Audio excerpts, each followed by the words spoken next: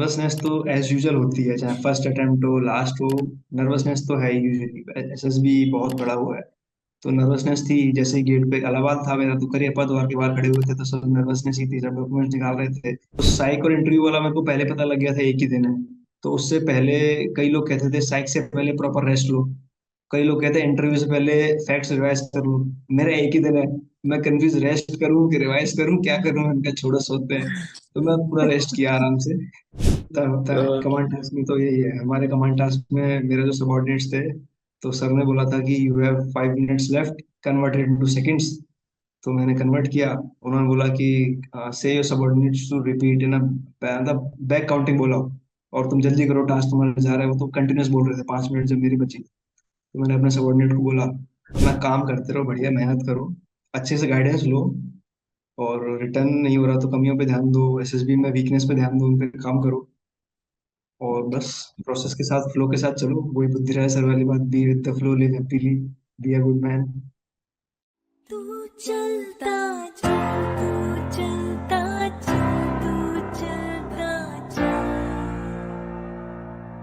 तू बढ़ता जा, तू बढ़ता जा, तू बढ़ता जा,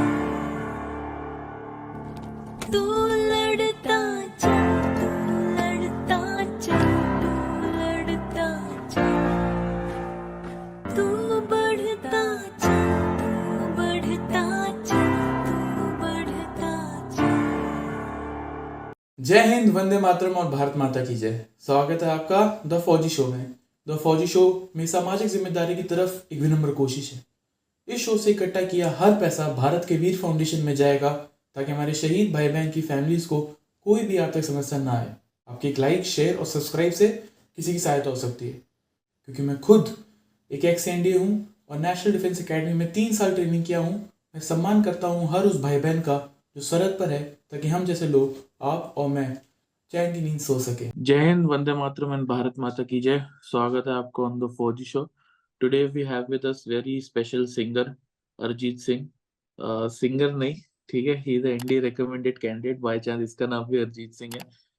He is a alumnus of Sainik School Chittorgarh, and he has taken guidance from our long-term friend LWS SSB, Sumit Sir की SSB जो द्वारका में है। The link and the number is in description. You can check them out. उनके हमने काफी videos बनाई है। सो उनका एक और स्टूडेंट है, and he is AIR 40 this time in NDA merit. So heartiest congratulations भाई, and he has secured 390 marks and 400 plus in SSB. 390 के written marks and 400 plus in SSB. So heartiest congratulations. We wish you all the best for a tenure at NDA. आगे शुरू करने से पहले थोड़ा ये बता, बैकग्राउंड दे कि आर्मी क्यों ज्वाइन करनी है, वो मुझे पता है क्योंकि सैनिक स्कूल का बैकग्राउंड है, तो ऑफ कोर्स बचपन से वही देखा है। लेकिन सैनिक स्कूल का कीड़ा कहाँ से आया तेरे को कि यार सैनिक स्कूल में जाना है? सैनिक स्कूल का मेरे को, मेरे गांव से काफी है सैनिक स्कूल में। फिर पापा ने बताया था मेरे को सैनिक स्कूल के बारे में, तो मैंने भी थोड़ा देखा, रिसर्च वगैरह की क्या होता है। मेरे को बढ़िया लगा कि हाँ, फैसिलिटीज तो अच्छी हैं, पढ़ाई वढ़ाई भी होती है। फिर तैयारी की, तो फिर चले गए सैनिक स्कूल, हो गया। ओके, पढ़ाई वढ़ाई होती है वैसे, अब बता। ऐसा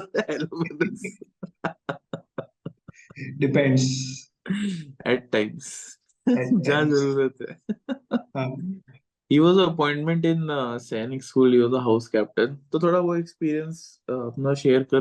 how did Sainik school groom you, transform you from a simple boy from Bharatpur to now NDA cadet? वो जर्नी कैसी थी सैनिक स्कूल में? What all did you go through? वो थोड़ा शेयर कर ऑडियंस के साथ। एक्चुअली भैया, मैं गया था सैनिक स्कूल में 9th से, 9th एंट्री था मैं।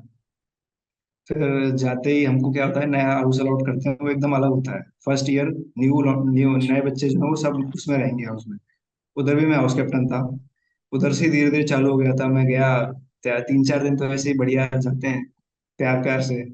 फिर पता लगता थोड़ा इधर कि रगड़ा नाम की एक चीज होती है।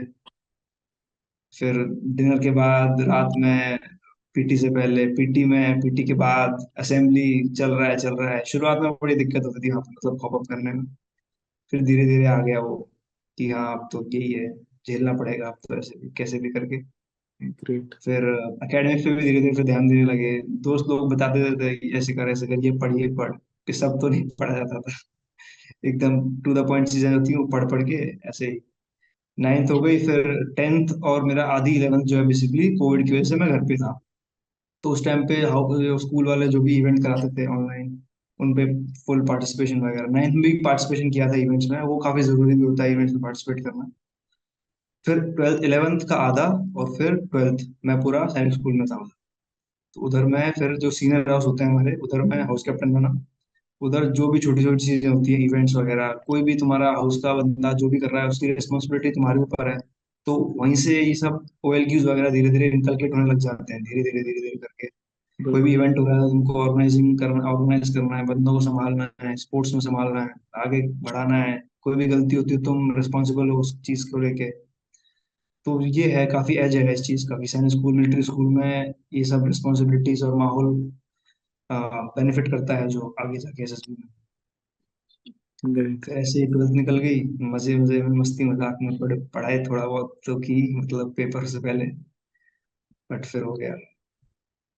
The Sainik School Chittorgarh is a great school. It has hmm, given many generals in the Indian Army. I remember one of them is from India Squadron.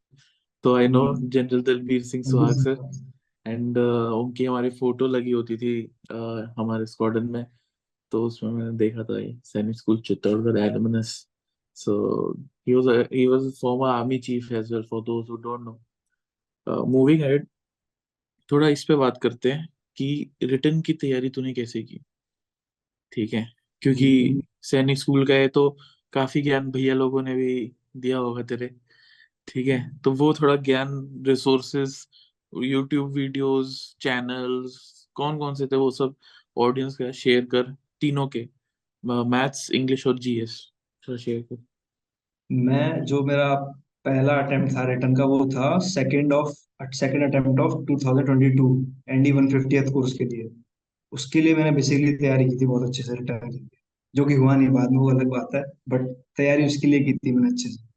तो उसके लिए मैंने, जो इंग्लिश है, वो यूट्यूब पे टॉपिक के हिसाब से पढ़ी थी रैंडम, मतलब कोई टीचर स्पेसिफिक नहीं था। रैंडम टॉपिक्स उठाता था, सिनोनिम देख लिए, एंटोनिम्स देख लिए, इडियम्स विशेष जहाँ से मिल रहे हैं वो उठा के याद कर लिए। फिर स्पॉटिंग एरर्स जहाँ से जो मिल रहा है, जो रूल मिल रहा है वो देख लिए स्पॉटिंग एरर्स का। ज्योग्राफी में मैंने देखे थे सुमित सर की वीडियोस, और ज्योग्राफी पढ़ा था मैंने, हिस्ट्री वगैरह पढ़ा नहीं था। और जो फिजिक्स केमिस्ट्री थी वो तो वही एनसीईआरटी की थी। मैथ्स के लिए मैंने की थी चित्रा में, मैं उनका अर्पित चौधरी सर है वो फिजिक्स वाला, सुमित सर का भी एक, हाँ, पढ़ाते हैं। तो मैंने मैथ्स भी मतलब 3 4 रिसोर्सेज से किया था, कोई मेरा पर्टिकुलर रिसोर्स नहीं था। बट साथ साथ में मेरे को जो अच्छी वीडियो लगती थी जिस टॉपिक की, वहां से मैं पढ़ लेता था। बट साथ साथ में मैं PYQs वगैरह कर रहा था।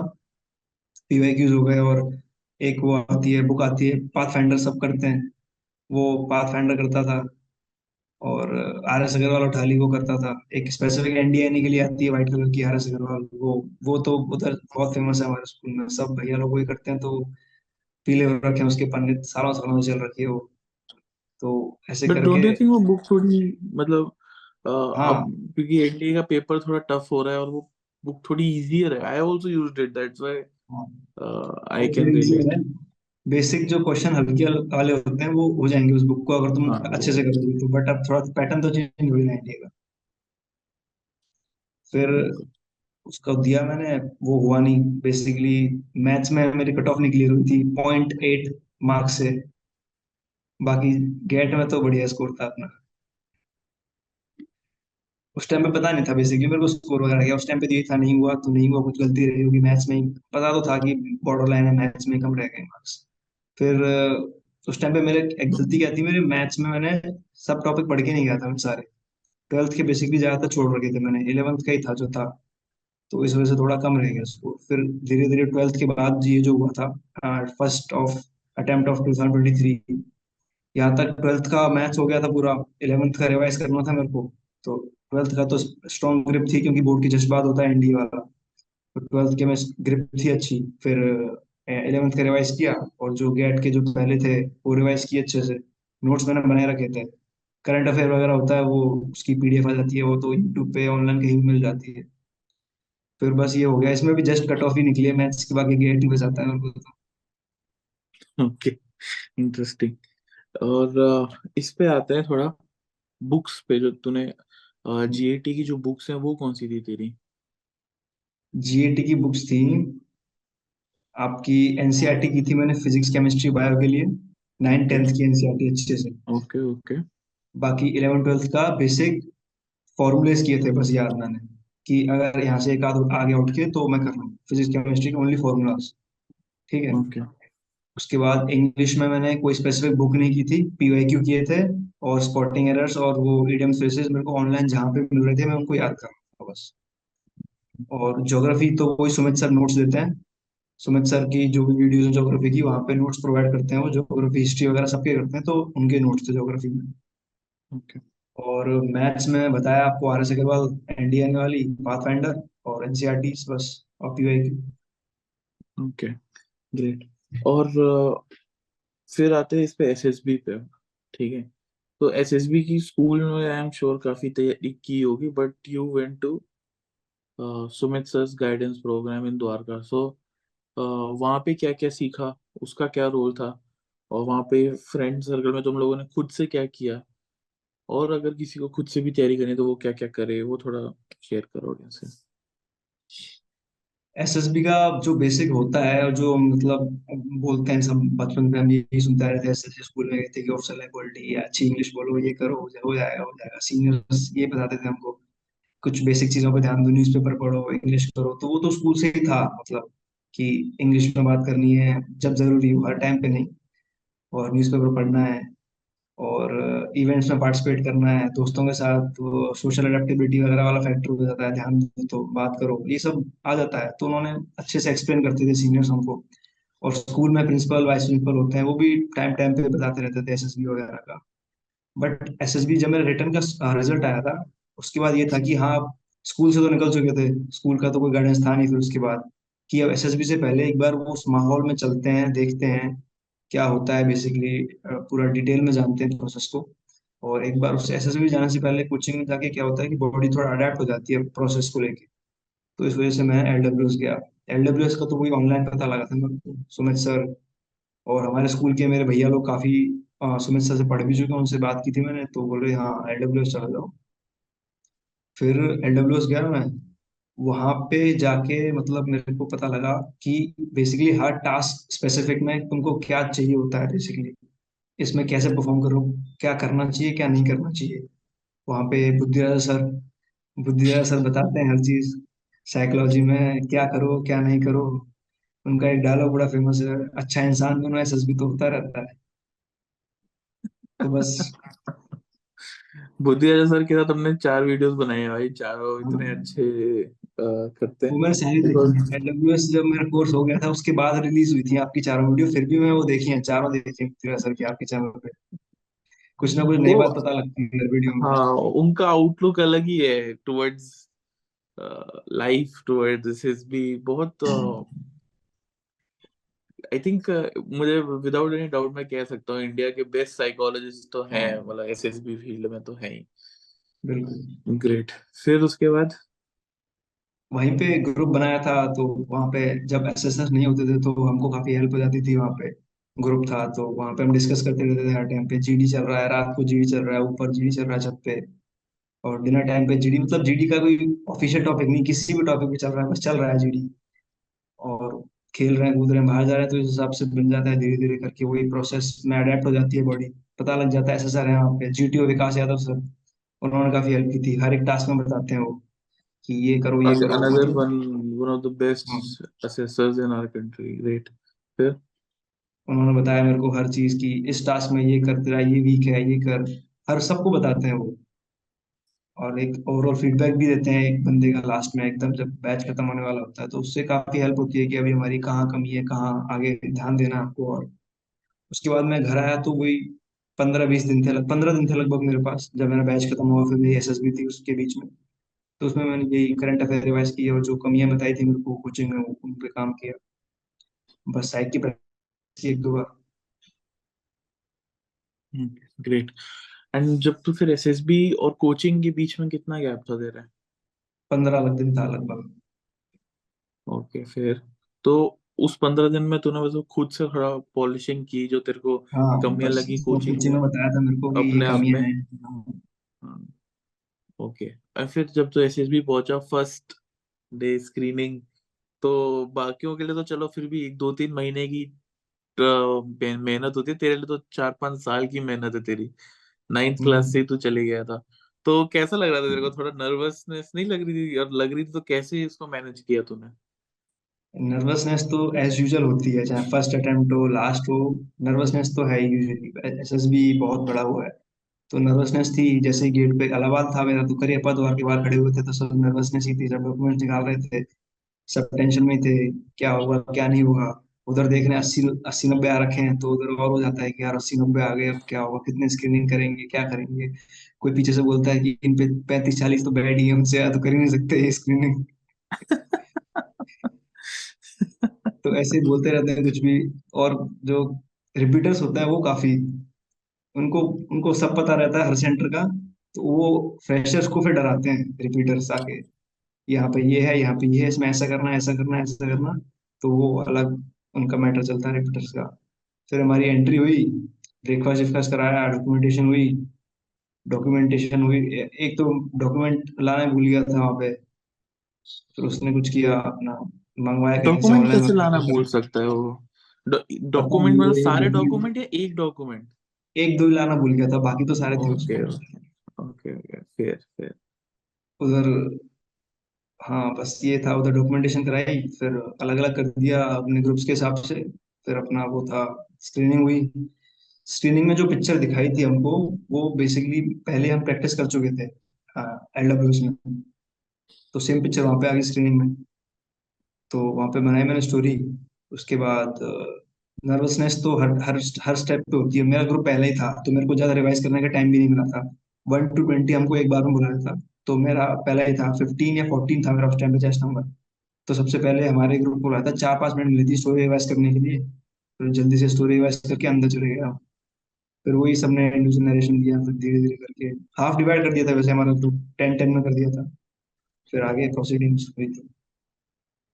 फिर रिजल्ट सुना है हमको, सब हो गया। रिजल्ट्स के बाद हमारी 80 की रिपोर्टिंग थी और 33 हम स्क्रीनिंग हो गए थे। ओके। और तेरी स्टोरी क्या थी लगभग? किस थीम क्या था स्टोरी का?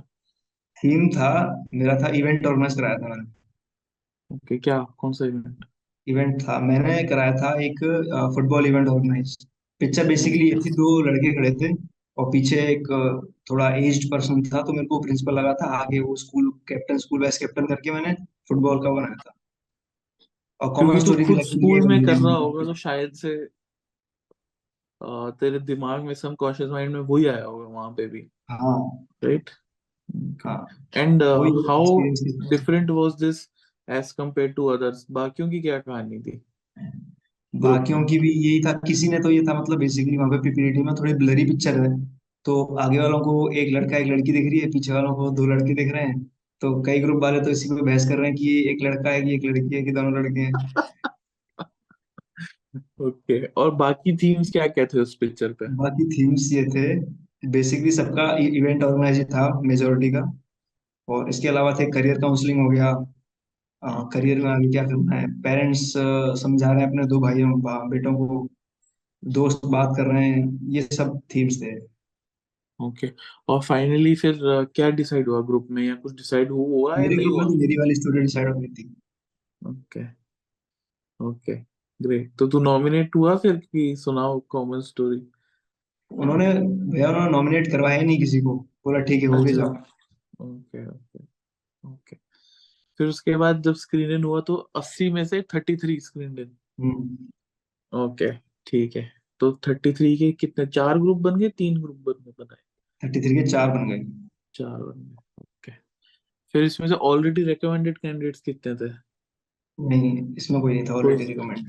ओके ओके, फिर इसके बाद सेकंड डे पे हुआ साइक, क्या फर्स्ट डे पे ही शाम को करा दिया? नहीं नहीं, सेकंड डे पे, सेकंड डे सेकंड डे हुआ था पे, साइड सुबह सुबह। ओके। तेरी ब्लैंक स्टोरी क्या थी साइक में? ब्लैंक स्टोरी यही थी मेरी, तो स्कूल कैप्टन है, जूनियर्स को मोटिवेट कर रहा है किसी चीज अपने पे। अपने ऊपर तूने बना दी हाँ। बेसिकली। ओके। और WAT SRT कितनी की तूने? WAT किए थे मैंने सारे, SRT किए थे मैंने 55। ओके, ठीक है। और फिर इंटरव्यू कब हुआ? तीसरे दिन पे, चौथे दिन पे, दूसरे दिन पे? इंटरव्यू मेरा चेस्ट नंबर 2 था, तो उसी दिन हो गया था, साइक के उसी 2 घंटे दिन। बाद ही मेरा इंटरव्यू हो गया था। ओके, तो हाउ वाज दैट? तो साइक से थोड़ा तो मेंटली फटीग भी होगा तेरा, इतना साइक टेस्ट देने के हम्म। बाद तो फिर इंटरव्यू में बैठा है। तो इंटरव्यू कैसा गया? क्या पूछा उन्होंने? पीआईक्यू बेस्ड था, करंट अफेयर्स, क्या पूछा? इंटरव्यू था मतलब, उस साइक और इंटरव्यू वाला मेरे को पहले पता लग गया था एक ही दिन है।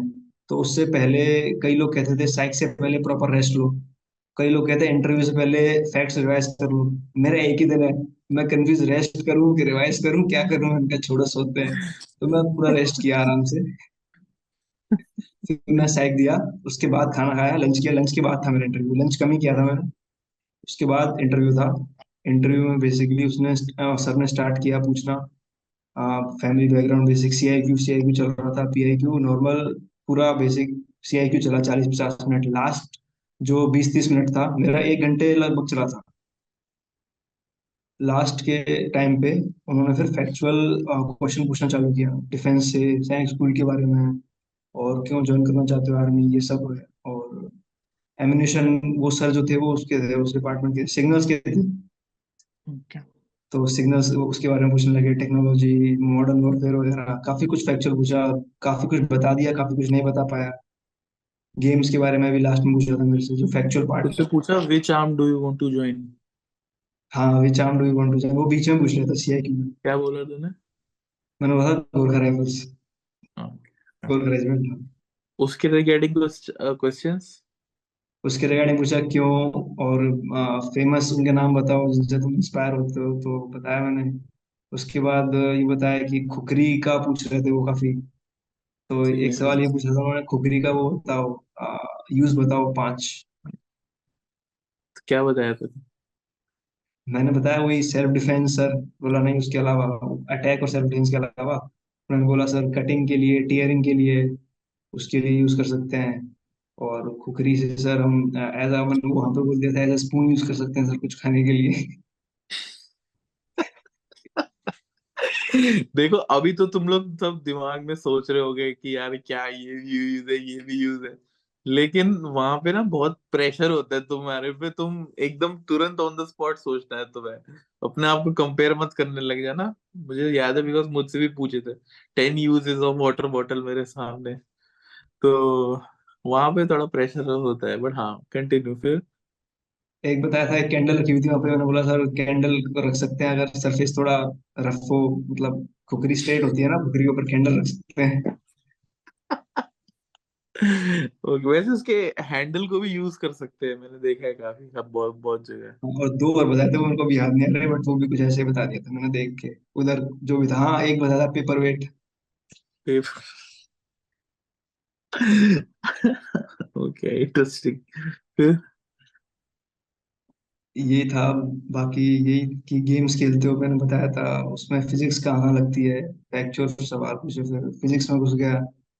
फिजिक्स से पूछे 5 साल मैंने, क्योंकि फेवरेट सब्जेक्ट मैंने फिजिक्स बताया था, तो उन्होंने वहां से वो कनेक्ट करके पूछ लिया था, फिजिक्स से और फेवरेट हॉबी से, स्पोर्ट्स से। और पापा शेफ हैं मेरे, और मेरी हॉबी में मैंने कुकिंग लिखा था, तो उससे पूछने लग ओके। गए क्या बनाते हो फेवरेट।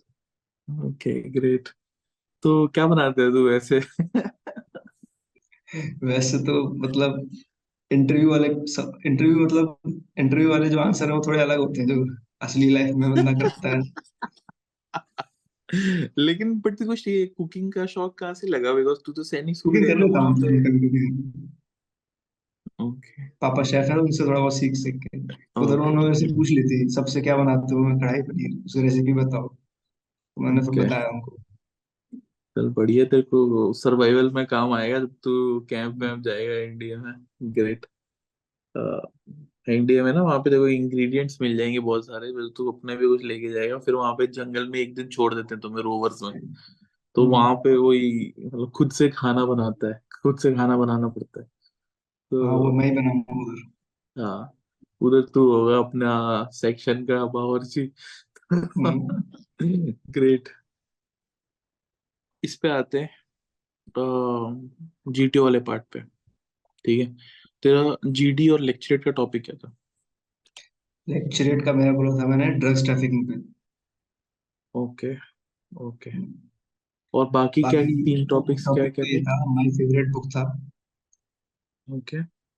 कि दो टॉपिक ऐसे थे जो मैं पढ़ा था, फिर मैं उनको समझ नहीं पाया, तो मेरे को फिर आज भी याद नहीं वो क्या थी दोनों। ओके, ठीक है, गॉट इट। तो मेरा और ये स्टेट तो सैनिक स्कूल का इंडिविजुअल ऑब्स्टेकल्स कितने किए तूने? 9 कर दिए थे मैंने। ओके। एक छूट गया था या हो नहीं रहा था, अरे मतलब क्या? बारिश बारिश हो रही थी उस टाइम पे काफी, ओ, हमारा पूरा तो जीटी बारिश में हुआ था। बैलेंसिंग भी नहीं हुआ होगा हाँ फिर। बिल्कुल वही नहीं हुआ था। ये नहीं होता है हमेशा, बारिश हो गई बैलेंसिंग बीम पे बहुत लोग होते हैं फिर। नहीं तो ऊपर से गिरने का डर और रहता है, गंदा गिरते हो, बहुत गंदा गिरते हो तुम बैलेंसिंग पैर बीम फिसल से। जाता है हमारा, तो पीजीटी सब जीओ आर सब बारिश में हुआ था हमारा। Okay, great. अभी मैं थोड़े दिन पहले एक बंदे से मिला, तो उसने बताया उसके बारिश हो रही थी जीटीओ के टाइम, तो उनका आउटडोर ऑब्स्टेकल ही नहीं हुए हैं। है हाँ, उनके इंडिविजुअल ऑब्स्टेकल्स नहीं हुए हैं, उनका स्नेक रेस नहीं हुआ है। एयरफोर्स वाला होगा वो। हाँ, एयरफोर्स वाला ही था। हम्म, है वो भी एलडब्ल्यू, उसका निखिल। निखिल। अच्छा निखिल। हाँ, वो अग्निवीर था पहले, अग्निवीर से वो हम्म। इंडिकेटेड बना है। लाइक, डैम, ग्रेट यार। इस पे आप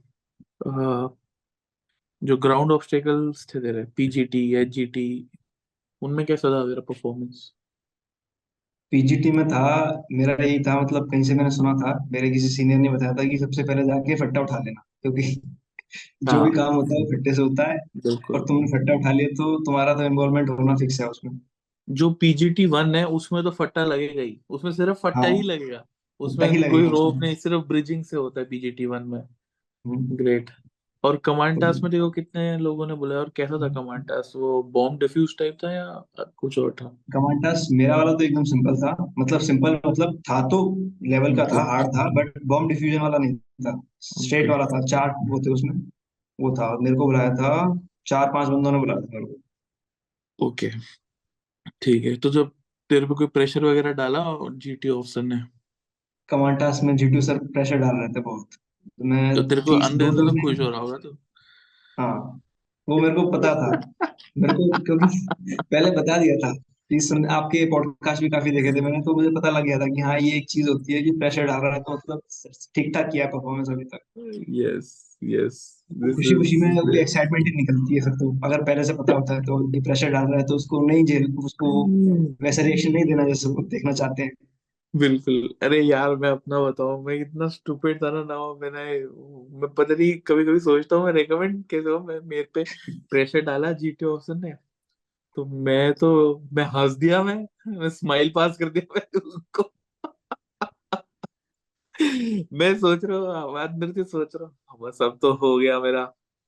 बट वो तो मैं लकी था, चल हो गया, लेकिन उस टाइम में स्माइल पास कर दिया, मैं इतना हंसता हुआ भी तो सोचता हूँ तो एम्बेरसिंग।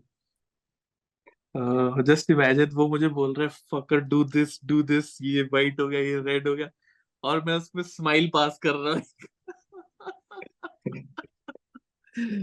गॉड। होता होता है कमांड टास्क में, तो यही है हमारे कमांड टास्क में। मेरे जो सबॉर्डिनेट्स थे, तो सर ने बोला था कि you have 5 minutes left, converted into seconds. तो मैंने कन्वर्ट किया। उन्होंने बोला कि say your subordinates to repeat in मतलब बैक काउंटिंग बोला, और तुम जल्दी करो टास्क तुम्हारा जा रहा है। वो तो कंटिन्यूस बोल रहे थे, 5 मिनट जब मेरी बची, तो मैंने अपने सबॉर्डिनेट को बोला। फिर सबॉर्डिनेट बोलने लगा तो आवाज क्लियर थी, काफी क्लियर थी, वो बंदा भी मतलब काफी जोश टाइप बंदा था, वो ठीक ठाक बोल रहा था। तो प्रेशर और डालने के लिए सर ने बोला था कि ये आवाज मेरे को सुनाई नहीं दे रही। मेरे को लगा अच्छा और प्रेशर डाल रहे हो। तो मैं उसको ऐसा बोला कि मैंने एग्जैक्टली ये वर्ड्स थे मेरे उसको, जेंटलमैन से it loud and clear so that everyone can listen and से इट विद फुल जोश। वो बंदा भी ऐसा था भैया, उसने काउंटिंग ऐसे बोली थी 300, फिर 5 सेकंड वेट करके 299, फिर उसने मेरे 5 मिनट 10 मिनट बना दिए थे एकदम। God, great. कॉन्फ्रेंस पे आते हैं, कितनी देर चली? 1-2 minute. How was your stay, did you make any हाँ how was friends, just any friends classic का सजेशंस? क्या बताओ वो सब। Okay, normal question. और फिर जब रिजल्ट अनाउंस हुआ, तेरा चेस्ट नंबर तो 2 था, तो सबसे पहले तेरा ही हुआ होगा रिजल्ट अनाउंस, है टेस्ट ना? नंबर 2 था सबसे पहले, लाइक उससे पहले वो ज्ञान देते हैं पूरा कि ये है, ये भी है, ये भी कर सकते हैं, ये भी कर सकते हैं। और APJ Abdul Kalam, captain APJ Vikram Abdul Batra, कलाम, शाहरुख खान, अमिताभ अमिताभ बच्चन। बच्चन। वही जीटीयू वाली, वही जो जीटीयू देता है ना डे 4 में अपने सारे टास्क खत्म होने के बाद, वही जीटीयू वाली। और जब मेरा दूसरा एसएसबी था उसके बाद तो मेरे को मतलब ये लग गया कि यार इनकी सेम ही होती है क्या स्पीच, एकदम एग्जैक्ट वर्ड टू वर्ड सब सेम बोल रहे हैं। वहां पे भी सेम बोला था, वहां पे भी सेम बोला था, एकदम सेम। ओ भाई। वहां पे कॉन्फ्रेंस में वो ये बोलते हैं फिर, now we will announce the chest ये तेरी नंबर्स। पहली एक ही एसएसबी थी ना तेरी? नहीं, ये पहली थी, इसके बाद टीएस वाली भी थी मेरी। ओके, अच्छा, इसके बाद सेकंड तूने टीएस भी दिया, पहली में तू रेकमेंड हो गया फिर? हाँ, पहली मेरी इलाहाबाद में थी, वही एनडी। ND entry. दूसरी टीएस और वाली थी, उसमें भी हो गया अच्छा, तो ये डबल रिकमेंडेड? था। बताया ही नहीं यार, हम पहले इंट्रो में बोलते, फिर तेरा इंट्रोडक्शन हम ऐसा देते हैं हम। नहीं ग्रेट। अभी बताया। टीएस टीएस की तो मेरिट नहीं आई है अभी, है ना? नहीं, अभी नहीं। ओके, ठीक है। फिर उसके बाद रिजल्ट अनाउंस हुआ तो पेरेंट्स को बताया, क्या था रिएक्शन, तेरे मन में क्या चल रहा था तो? रिजल्ट अनाउंस हुआ, एकदम चेस्ट नंबर 2, एकदम सरप्राइज ब्लैंक आउट हो गया मैं तो। वहां पे वो हवलदार खड़े हैं, वो बोल रहे हैं इधर आओ, इधर आओ, इधर आओ, इधर खड़े हो। मैं कह सर शांति लेने दो यार, खुशी मनाने दो, थोड़ा डाइजेस्ट करने दो इस चीज को।